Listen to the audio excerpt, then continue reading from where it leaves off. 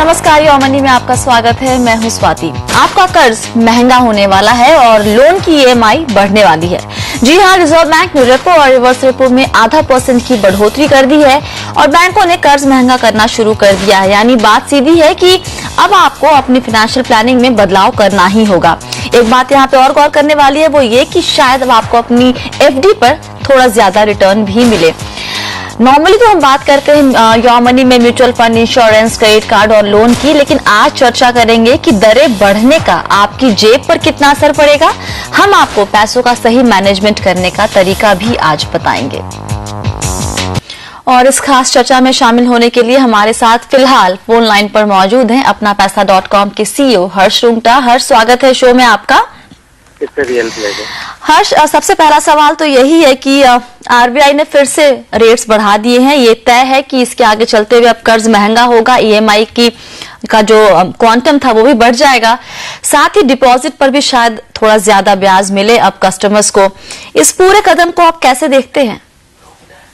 यार, जो आज इंक्रीज हुआ इसका क्वांटम थोड़ा अनएक्सपेक्टेड था। सारे मार्केट ने मेरे ख्याल से 0.25% इंक्रीज की धारणा की थी, लेकिन जो ये 0.5 इंक्रीज हुआ है तो क्लियरली मेरे ख्याल से सारे ब्याज की दरें बढ़ेगी, चाहे होम लोन हो, कार लोन हो या फिर फिक्स डिपॉजिट की ब्याज की दरें हो, वो भी बढ़ेगी। ये जरूर हो सकता है बिकॉज ऑलरेडी हमने देखा है कि डिमांड थोड़ी स्लो है, तो हो सकता है कि सारा का सारा न पास ऑन हो। बेस रेट सिर्फ थोड़ी सी कम बढ़े, 0.25% बढ़े बैंकों की, depend on the particular bank. और नए कस्टमर्स के लिए अगर बेस रेट 0.5% बढ़ा भी देते हैं तो शायद नए कस्टमर्स के लिए स्प्रेड कम कर सकते हैं। ये शायद पॉसिबल हो। ये अभी आने वाला वक्त बताएगा कि कितना इम्पैक्ट इसका होता है। अगर हम कंज्यूमर के पॉइंट ऑफ व्यू से आते हैं हर्ष, क्या सोच रहा होगा अभी इस वक्त कंज्यूमर, जो लगातार रेट में बढ़ोतरी की जा रही है, उसे कैसे हैंडल करे वो? क्लियरली डिफिकल्ट सिचुएशन है, स्पेशली जिन्होंने लोन ऑलरेडी आज से समझो 2 साल पहले या 3 साल पहले लिया था। उसके बाद लगातार पिछले 18 महीनों में इन्होंने ब्याज की दरों को बढ़ता हुआ देखा है। तो सबसे पहला कदम मेरे ख्याल से कंज्यूमर का यही होना चाहिए कि वो मार्केट रेट से ज्यादा तो कम से कम ना दे। कई कंज्यूमर्स आज भी ऐसे हैं जो 12%, 13% पे ब्याज दे रहे हैं। तो सबसे पहले तो कम से कम आप इतना कोशिश करें, आपकी एग्जिस्टिंग बैंक अगर आपको रेट नहीं कम करके दे रही है जो वो नए कस्टमर्स को देती है, नए कस्टमर्स होम लोन के लिए आफ्टर द इंक्रीज भी शायद 10:30, 11:15 के आसपास कॉस्ट होगा।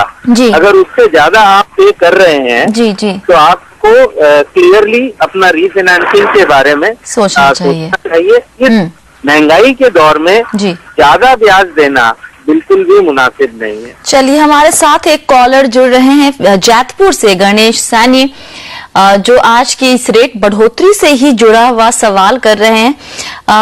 सैनी साहब, क्या सवाल है आपका? नमस्कार। नमस्कार सर, मैं गणेश सैनी बोल रहा हूँ जयपुर से। जी सर। मैं ये जानना चाहता हूँ कि आज आरबीआई ने रिवर्स रेपो और रेपो रेट बढ़ाई, पॉलिसी दर, इस एग्जिस्टिंग लोन में क्या फर्क पड़ेगा और ईएमआई कम या ज्यादा होगी? आपने पूछा लोन पर क्या फर्क पड़ेगा, राइट? जी बिल्कुल। आपने कोई लोन अभी लिया हुआ है, लेने की सोच रहे थे सैनी साहब? लोन ले रखा है। होम लोन है?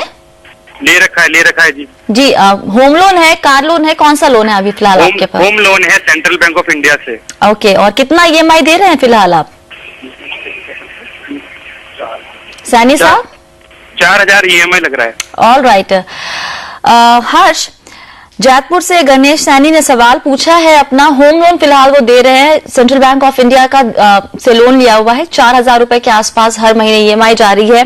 इस repo rate, reverse repo rate में बढ़ोतरी से उनके ईएमआई पर अब क्या फर्क पड़ेगा? कोई बहुत अच्छा समाचार तो नहीं है गणेश जी। क्लियरली ईएमआई तो शायद न बढ़े, बट ब्याज की दरें तो बढ़ी जाएगी। और हो सकता है कि बैंक आपकी टेन्योर बढ़ा दे, न कि ईएमआई। तो शायद इमीडिएटली आपके बजट पे कोई असर नहीं हो, लेकिन क्लियरली आपका ब्याज का दर तो बढ़ने ही वाला है। इसमें कोई दो राय नहीं हो सकती। Okay, all right. आपने कहा कि टेन्योर बढ़ा दे बैंक लोन का, लेकिन शायद ब्याज दर मतलब आपकी ईएमआई ना बढ़े, उसके पीछे क्या लॉजिक है हर्ष? तो नॉर्मली एडमिनिस्ट्रेटिवली बैंक के लिए कन्वीनियंट होता है, उनके पास या तो ईसीएस इंस्ट्रक्शंस होते हैं स्पेसिफिक अमाउंट का, या फिर पोस्ट डेटेड चेक्स होते हैं, तो एडमिनिस्ट्रेटिवली वो उनके लिए कन्वीनियंट होता है कि वो ईएमआई ना बढ़ा के उसका टेन्योर बढ़ा दें, ताकि उसमें एडमिनिस्ट्रेटिवली उनको कन्वीनियंट है और कस्टमर का बजट भी ना गड़बड़ाए। ऑलराइट, चलिए होम लोन से ही जुड़ा एक सवाल मुंबई से संदीप पूछना चाहते हैं। संदीप नमस्कार, क्या सवाल है आपका? यस मैडम, एक्चुअली मैंने 2 साल पहले LIC हाउसिंग फाइनेंस से 12,60,000 का लोन लिया था। तब की रेट ऑफ इंटरेस्ट 8.75 था। अच्छा। 20 साल टेन्योर के लिए लिया था लोन। अब जबकि सबका रेट ऑफ इंटरेस्ट बढ़ रहा है, तो मेरा LIC हाउसिंग फाइनेंस ने रेट ऑफ इंटरेस्ट करंट 11.5 किया है। ओके। मेरा जो मंथली EMI 12,60,000 के लिए था 11,200, अब वो बढ़ा के 12,500 हुआ है। अच्छा। और जो मेरा टेन्योर था 20 इयर्स का, उसको 35 इयर्स किया है। टेन्योर भी बढ़ गया और EMI भी बढ़ गई है आपकी? EMI मंथली अराउंड 1,000 रुपीज बढ़ा है और टेन्योर अराउंड 15,000 बढ़ गया, 15 इयर्स बढ़ा। हाँ हाँ, तो जानना क्या चाहते हैं संदीप जी आप? I have to switch to other bank. आप ये सोच रहे हैं कि आप अपना ये लोन है वो स्विच कर ले किसी और बैंक में, तो आपको फायदा होगा या नहीं आज के करंट सिनेरियो को देखते हुए? ऑलराइट, हर्ष क्या सलाह देंगे आप संदीप को? इतना जो इंटरेस्ट रेट बढ़ा है, उनका EMI बढ़ के ऑलमोस्ट 1,000 रुपए बढ़ चुका है, टेन्योर ऑलरेडी उनका 15 साल ज्यादा हो चुका है। अब क्या इस वक्त उन्हें लोन स्विच करना चाहिए? हाँ बिल्कुल संदीप जी, सोचना बंद करिए, एक्शन लीजिए। जो 11.5% आप दे रहे हैं वो और बढ़ेगा आज के स्टेप के बाद, तो अब सोचना बंद करिए, तुरंत स्विच करिए। पहले आप अपने एग्जिस्टिंग लेंडर से भी बात कर लीजिए, अगर वो कम करने के लिए तैयार है थोड़ा सा फीस लेकर भी, तो भी आप उसको एक्सेप्ट कर सकते हैं। लेकिन अगर वो नहीं तैयार है तो आप नए बैंक में शिफ्ट करिए। सोचने का समय गया, अब एक्शन लीजिए। ऑलराइट, चलिए तो संदीप जी आप अपने बैंक से पहले आप LIC हाउसिंग फाइनेंस से बात कीजिए। अगर वो आपका इंटरेस्ट रेट वगैरह जो भी है वहां पर जितना है उतने पे मेंटेन रखते हैं तो बढ़िया है। अगर आपको लगता है कि वो नहीं मान रहे हैं तो स्विच करने का टाइम है। 2-4 बैंकों से बात कीजिए, नए कस्टमर्स के लिए हमेशा अच्छे ऑफर देती है बैंक, तो टाइम है स्विच करने का या फिर अपने बैंक से नेगोशिएट भी करने का। अगला सवाल दिल्ली से रविंद्र वर्मा हमारे साथ फोन लाइन पर जुड़ रहे हैं। रविंद्र जी क्या सवाल है आपका? रविंद्र जी आपको आवाज आ रही है हमारी? ओके, इनको बेसिकली पैसे कुछ इन्वेस्ट करने हैं। हमने देखा है कि जब रेट में बढ़ोतरी कर रहा है इधर रिजर्व बैंक, तो इधर FD पे भी ब्याज दरें बढ़ती जा रही है, तो एक इंटरेस्टिंग एक एवेन्यू हो गया है अगर पैसे कुछ पार्क करने हो तो। इन्हें 80,000 इन्वेस्ट करना है। जानना ये चाहते हैं कि बैंक के FD में फिलहाल पैसा लगाए या फिर कंपनियों के FD में, किसमें ज्यादा फायदा हो सकता है? फायदा मतलब कोई भी आप इन्वेस्टमेंट देखेंगे, और मैं अज्यूम कर रहा हूं कि हम सिर्फ ब्याज वाले इन्वेस्टमेंट्स देख रहे हैं, इक्विटी नहीं देख रहे हैं, तो उसमें रिस्क और रिटर्न हमेशा साथ में देखा जाएगा। तो ऑब्वियसली जितनी रिस्क आप ज्यादा लेने के लिए तैयार हैं, रिटर्न उतना ही मिलेगा। तो अगर रिस्क लेने के लिए तैयार हैं तो आप कंपनी FDs में देख सकते हैं। बहुत ज्यादा advisable, beyond a point AAA छोड़ के और कोई कंपनी में करना इतना ज्यादा एडवाइजेबल नहीं होगा रिटर्न के चक्कर में। एक दूसरा ऑप्शन जो आप कंसिडर कर सकते हैं वो फिक्स्ड मैच्योरिटी प्लान्स का है। I think fixed maturity plans में अच्छे रिटर्न अब मिलने लग गए हैं। हर्ष, लेकिन अभी देखिए, अभी आपको 10% का रिटर्न मिल रहा है ऑलमोस्ट FD पर। अगर हम ये टैक्सेशन पॉइंट ऑफ व्यू को भी साइड कर दे तब 10% का मिल रहा है। हम म्यूचुअल फंड में बोलते हैं कि आपको एक, अगर थोड़ी रियलिस्टिक होकर बात करें तो 12 से 15 के बीच में आप रिटर्न की उम्मीद हम कर सकते हैं म्यूचुअल फंड के फिक्स मैच्योरिटी में। नॉर्मल एक इक्विटी म्यूचुअल फंड में भी कर सकते हैं। जिस तरीके से यहाँ रेट बढ़ रहे हैं 10 से 11% शायद हो जाए FD पे भी रिटर्न, तो बड़ा मुश्किल हो जाएगा कंज्यूमर के बीच में जो थोड़ा रिस्क लेना नहीं चाहते हैं कि वो अब FD की तरफ झुकाव ज्यादा बढ़ेगा उनका और थोड़ा कम हो सकता है म्यूचुअल फंड की तरफ। नहीं, जो एक नेचुरल सी बात है कि जब ब्याज की दरें बढ़ती हैं तो फिक्स्ड इनकम की जो सिक्योरिटीज हैं उनकी जो रिटर्न्स उस पर बढ़ जाते हैं। तो क्लियरली थोड़ा सा झुकाव होता है, लेकिन देखना यह है कि कितने दिनों के लिए आपको ये इंक्रीज्ड रिटर्न मिलेगा। जब हम इक्विटीज के रिटर्न की बात करते हैं, हम 1 साल की या 2 साल की बात नहीं कर रहे हैं, हम 15 साल की बात कर रहे हैं, 10 साल की बात कर रहे हैं। उस अवधि के लिए इतना हाई रिटर्न, रिस्क फ्री तो नहीं है, रिस्क होता है, लेकिन इतना हाई रिटर्न कंसिस्टेंटली और कोई इंस्ट्रूमेंट ने नहीं दिया है। सो आई थिंक इक्विटी अपनी जगह है, फिक्स्ड इनकम अपनी जगह है, थोड़ा बहुत एलोकेशन में चेंज हो सकता है ब्याज की दरों के मुताबिक, लेकिन इवेंचुअली जो पर्पस इक्विटी रिटर्न सर्व करता है वो इक्विटी ही कर सकता है, और जो पर्पस फिक्स्ड इनकम सर्व करता है वो फिक्स्ड इनकम ही कर सकता है। चलिए लेते हैं यहाँ पर एक और सवाल। अंबाला कैंट से अरविंद कुमार हमारे साथ फोन लाइन पर मौजूद है। अरविंद जी नमस्कार, क्या सवाल है आपका? मेरा सवाल ये है कि मैं होम लोन लेना चाहता हूँ 10 लाख रुपए का, और मुझे LIC से ऑफर आया है। क्या मैं LIC से लेना ठीक रहेगा या सरकारी बैंक से लेना ठीक रहेगा? LIC हाउसिंग फाइनेंस से आपके पास ऑफर आया, क्या ऑफर दे रहे हैं वो आपको? वो 10.15 के लिए बताया था उन्होंने, और 1% प्रोसेसिंग फीस बोल रहे हैं, लेकिन बैंक वाले तो कम बोल रहे हैं, 1.25 बोल रहे हैं प्रोसेसिंग फीस, और पूरा जो खर्चा है वो भी कम बता रहे हैं। इन्होंने करीब पैसे ज्यादा बता रहे हैं प्रोसेसिंग फीस वगैरह। ऑलराइट, चलिए पूछते हैं हर्ष से। हर्ष बताइए, इन्हें लोन लेना है, ऑफर भी है इनके पास, क्या सलाह देंगे? LIC हाउसिंग फाइनेंस या फिर कोई सरकारी बैंक? पहली बात, दोनों ही सूरत में अब वो रेट उनको नहीं मिलेगी जो भी, क्योंकि दोनों ही फ्लोटिंग रेट हैं। तो सेकेंडली बिटवीन द टू, मतलब मैं स्पेसिफिकली सरकारी बैंक की बात नहीं कर रहा, मैं between bank and housing finance companies की बात कर रहा हूं। तो अब बैंकों में एक बेस रेट सिस्टम आया है, जिसके वजह से शायद वो पारदर्शी ज्यादा हो फ्यूचर में। आज ब्याज की दरें बढ़ रही हैं, जैसे आज बढ़ रही हैं, कल थोड़े दिनों में पक्का गिरेगी, एक ये साइकिल है। तो जो पारदर्शी सिस्टम में अगर आप जाते हैं तो उसका फायदा मिलने का चांस आपको ज्यादा है।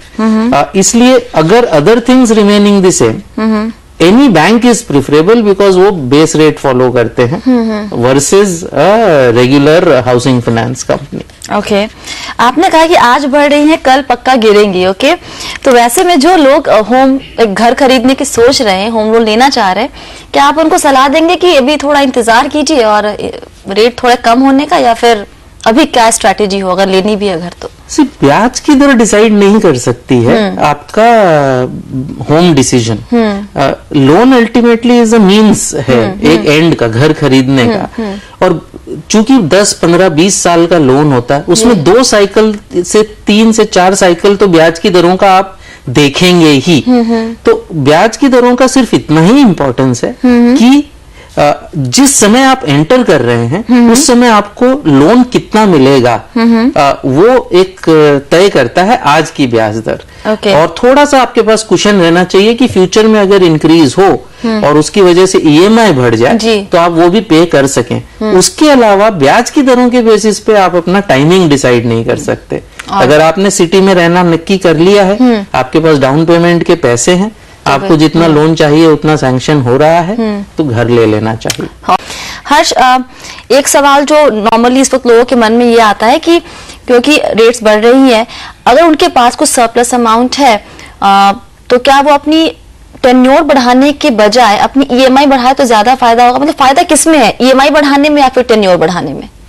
नहीं, बिल्कुल, अगर आपके पास पैसे हैं तो ऑब्वियसली EMI बढ़ाने से भी ज्यादा अच्छा है कि आप पार्शियल प्रीपेमेंट कर दीजिए। अच्छा। और अगर आपके मंथली बजट में भी स्कोप है तो आप EMI बढ़वा लीजिए, बिकॉज उस पे रिटर्न आप अपने आप पे रिस्क ले रहे हैं, अपना ब्याज कम, अपना लोन अमाउंट कम करके, तो उस पे रिटर्न आपको अच्छा मिल रहा है। जो भी आज चार्ज हो रहा है 10.5, 11:15 हो जाएगा शायद, इसके बाद पोस्ट टैक्स भी वो 8% के आसपास चला जाएगा, तो अच्छा रिटर्न है वो। तो अगर आपके पास सरप्लस फंड्स हैं तो that is a good use. चाहे आप उसको 1 टाइम पेमेंट कीजिए, चाहे मंथ दर मंथ आप EMI बढ़वा लीजिए।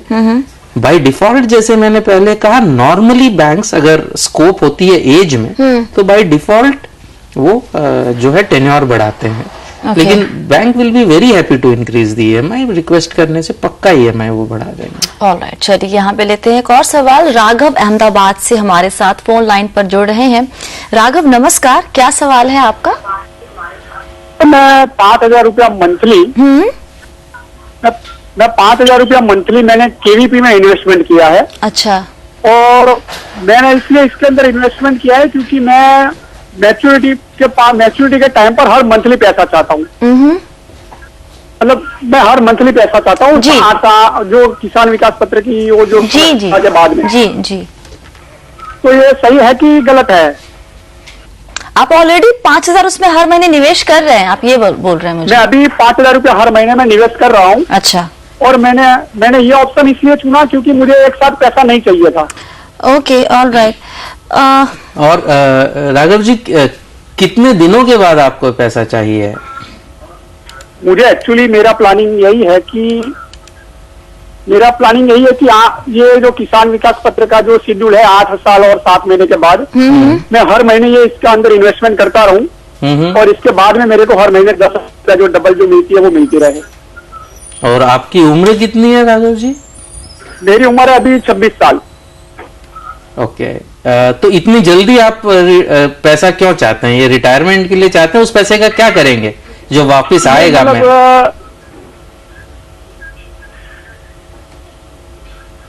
मैंने इसलिए ये चुना क्योंकि सर 10 इयर्स के बाद जो एक्सपेंस होगा वो मंथली हर जो रिक्वायरमेंट होगी तो उसके लिए भी कुछ प्लानिंग करना पड़ेगा, इसलिए मैंने ये ऑप्शन चुना पहले से। बस बहुत ज्यादा दिमाग नहीं लगाया, बस निवेश करना शुरू कर दिया। तो बताइए अब इनमें उसी में निवेश करना ठीक रहेगा या इससे बेहतर रेवेन्यूज हैं अभी निवेश करने के लिए?